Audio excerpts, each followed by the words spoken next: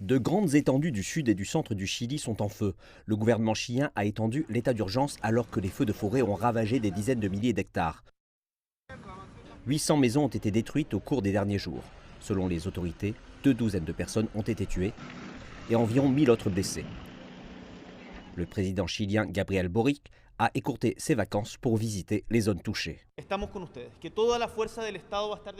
Nous sommes avec vous. Toutes les forces du gouvernement seront utilisées pour combattre les incendies et accompagner toutes les victimes. Les familles et les proches des victimes auront toute notre aide. Nous sommes profondément désolés. Les autorités attribuent les feux de forêt aux températures records de plus de 40 degrés Celsius, tandis que les vents changeants entravent les efforts pour arrêter la propagation des incendies. Le Chili a demandé une aide supplémentaire au Brésil, à l'Argentine et à l'Uruguay.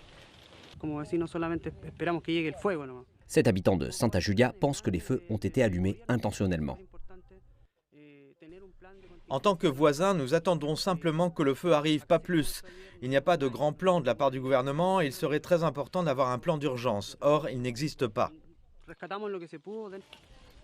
10 personnes ont été arrêtées et accusées d'avoir déclenché intentionnellement des incendies. Dimanche, le gouvernement chilien a annoncé qu'il demanderait des peines de 20 ans pour les personnes reconnues coupables. Pour les communautés touchées, la panique continue.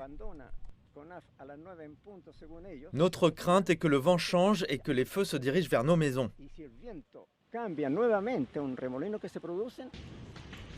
Dimanche, les autorités chiliennes ont déclaré qu'elles luttaient contre 51 incendies de forêt alors que des températures plus élevées sont attendues dans les prochains jours.